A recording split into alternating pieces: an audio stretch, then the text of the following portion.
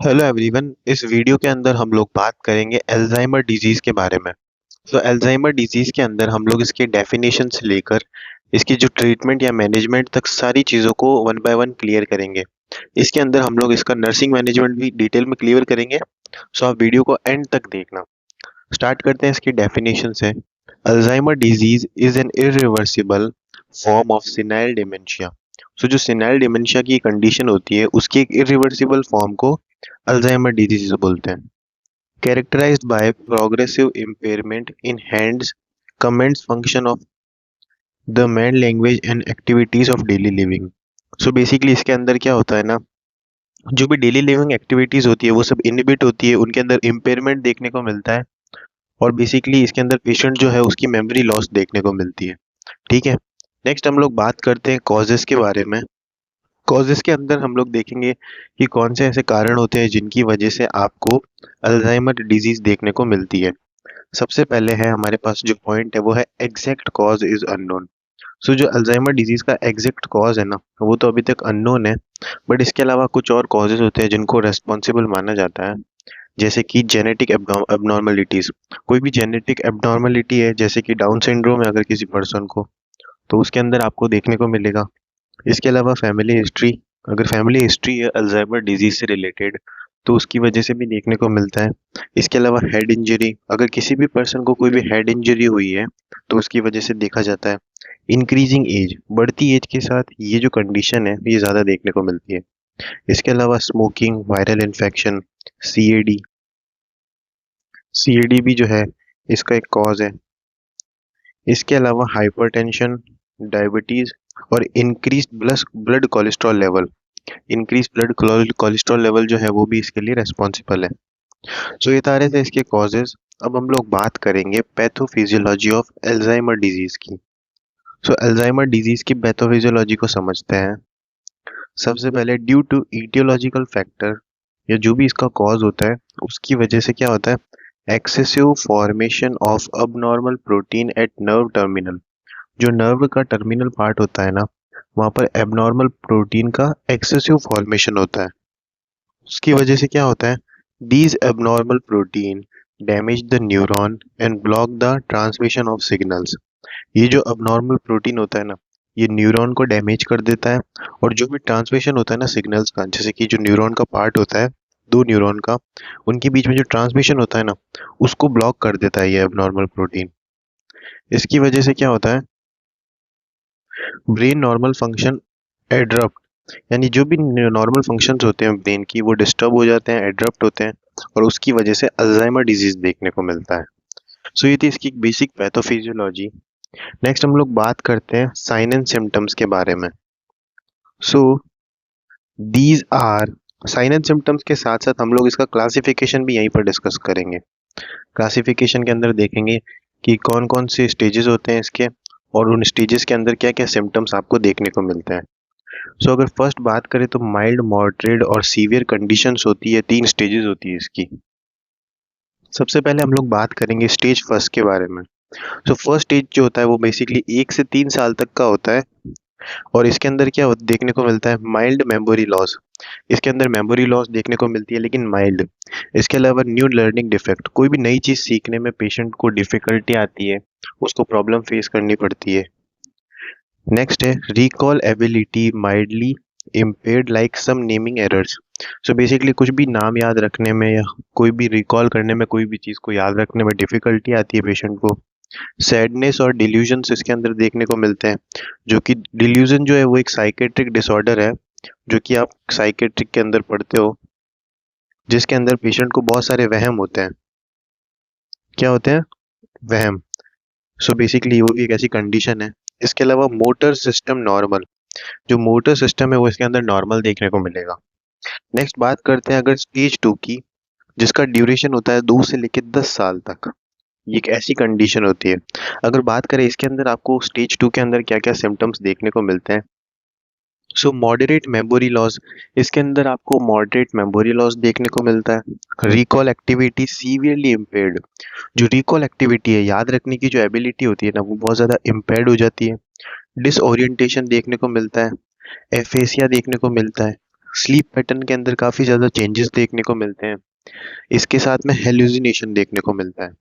Hallucination भी हमारे पास एक साइकेट्रिक का डिसऑर्डर है, जिसके अंदर जो पेशेंट होता है ना, वो चीज़ों को गलत परसेप्ट करता है, यानी कि कुछ ऐसी चीज़ें होती है जो कि प्रेजेंट नहीं है इन्वायरमेंट के अंदर, बट वो भी पर्सन को दिखने लग जाती है।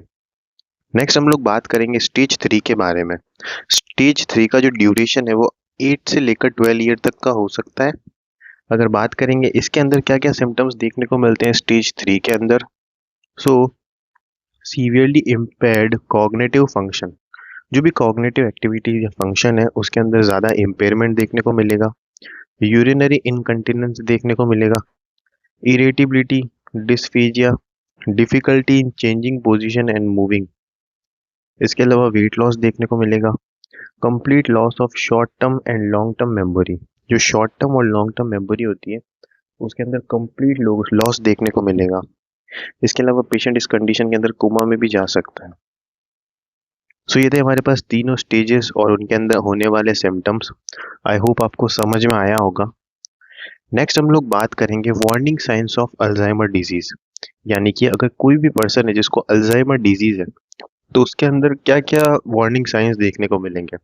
सबसे पहले तो मेमोरी लॉस देखने को मिलेगा। पेशेंट जो भी होगा वो ज़्यादातर चीज़ें भूलता रहेगा, और ये जो लॉस ऑफ मेमोरी है ना, ये आपको शॉर्ट टर्म भी देखने को मिल सकता है, और ये जो मेमोरी लॉस है ये आपको लॉन्ग टर्म भी देखने को मिल सकता है। शॉर्ट टर्म और लॉन्ग टर्म मेमोरी लॉस देखने को मिलेगा। Changes in mood and behaviour, mood और बिहेवियर के अंदर काफ़ी ज़्यादा चेंजेस देखने को मिलेंगे। Difficulty in performing familiar task, जो भी फैमिलियर टास्क है उसके अंदर परफॉर्म करने में डिफ़िकल्टी होगी। मिसप्लेसिंग थिंग्स, चीज़ों को इधर उधर रखना देखने को मिलेगा। लैंग्वेज के अंदर प्रॉब्लम होगी और जजमेंट भी पुअर हो जाएगा इस कंडीशन के अंदर। सो ये सारे आपको वार्निंग साइंस देखने को मिलेंगे अगर किसी भी पर्सन को अल्जाइमर डिजीज है तो। नेक्स्ट हम लोग बात करेंगे डायग्नोसिस के बारे में। सो डायग्नोसिस के अंदर देखेंगे कि इस कंडीशन के अंदर इस कंडीशन को कैसे डायग्नोस किया जाता है। सबसे पहले तो हिस्ट्री कलेक्शन और फिजिकल एग्जामिनेशन किया जाता है पेशेंट का। इसके अलावा नेक्स्ट बात करते हैं सीटी स्कैन। सीटी स्कैन किया जाता है, demonstrates structural abnormalities, oedema, haematomas, ischaemia और इन्फाक्शन। सो इसके अंदर क्या होता है ना, सीटी स्कैन किया जाता है, कोई भी स्ट्रक्चर के अंदर अबनॉर्मलिटी है, अगर किसी को भी कोई हेड इंजरी हुई है तो वो सारी चीज़ें सीटी स्कैन के अंदर देखने को मिलती है। इसके अलावा सेरिब्रल एंजियोग्राफी देखने को मिलती है जो कि हेल्प करती है डायग्नोसिस के अंदर, जो क्या करती है स्ट्रोक की कंडीशन को, हेमरेज की और ऑब्स्ट्रक्टेड आर्टरी की कंडीशन को डिटरमाइन करने में हेल्प करती है। नेक्स्ट है हमारे पास transcranial doppler ultrasonography, evaluates the velocity of blood flow through major intracranial vessels। सो जो मेजर इंट्राक्रेनियल वेसल्स होती है ना, उसका जो ब्लड फ्लो है वहाँ पर जो वेलोसिटी है ब्लड फ्लो की, उसको डिटेक्ट करती है, उसको डायग्नोस करती है। इसके अलावा स्कल एक्सरे और ईईजी यानी कि इलेक्ट्रो एन्सेफेलोग्राम, ये भी यहाँ पर डायग्नोसिस के अंदर हेल्प करता है। नेक्स्ट हम लोग बात करेंगे मेडिकल मैनेजमेंट के बारे में। सो मैनेजमेंट के अंदर देखते हैं कि इस कंडीशन को कैसे ट्रीट करते हैं। सबसे पहले हम लोग देखेंगे फार्मेकोलॉजिकल मैनेजमेंट को। फार्मेकोलॉजिकल मैनेजमेंट के अंदर बात करेंगे ड्रग्स के बारे में, कौन सी ड्रग्स यहाँ पर इस कंडीशन में दी जाती है। सबसे पहले कोलिनस्ट्रेज इनहिबिटर, जो कि क्या है, first line treatment medication for Alzheimer disease. Alzheimer disease की कंडीशन के अंदर सबसे पहले दी जाने वाली टेबलेट होती है कोलिनस्ट्रेज इनहिबिटर। इसके अलावा memory enhancing drugs like choline और लिसिथिन, जो कि मेमोरी को इनहेंस करने वाली ड्रग्स होती है। इसके अलावा एंटीसाइकोटिक्स भी दी जाती है जो कि डिल्यूजन और हेलुसिनेशन को डिक्रीज करती है, और वो कौन सी ड्रग है उसके अंदर, हेलोपेरिडोल। इसके अलावा लास्ट है एंटी डिप्रेसेंट्स। ये सारी कुछ मेडिकेशंस की कैटेगरी है जो कि यूज की जाती है इस कंडीशन के अंदर। नेक्स्ट हम लोग बात करते हैं नॉन फार्मेकोलॉजिकल मैनेजमेंट। सो जो भी ड्रग्स है उनके अलावा और क्या मैनेजमेंट होता है, सच ए क्वाइट एनवायरनमेंट प्रोवाइड करना है पेशेंट को। मसाज एंड म्यूजिक थेरेपी जो है वो उसकी ब्रेन की एक्टिविटी को इंक्रीज करेगी, और proper food vitamin rich provide करना है। लो फैट डाइट देनी है यहाँ पर, नॉर्मल ब्लड प्रेशर को मेंटेन करना है। इसके अलावा केयर और सपोर्ट भी यहाँ पर प्रोवाइड करनी है। सो ये सारे हमारे पास फार्माकोलॉजिकल और नॉन फार्माकोलॉजिकल मैनेजमेंट थे। लास्ट हम लोग बात करेंगे नर्सिंग मैनेजमेंट के बारे में। Nursing management for Alzheimer disease. So Alzheimer disease के अंदर नर्स के क्या रोल होते हैं, ये काफ़ी बार अलग से भी पूछा जाता है, तो ये काफ़ी इंपॉर्टेंट है। सबसे पहला पॉइंट है, the goal of care is to help the patient in maintaining daily living activities. So Alzheimer disease की कंडीशन में पेशेंट की मेमोरी लॉस हो जाएगी और वो काफ़ी ज़्यादा सफ़र करेगा मेंटली।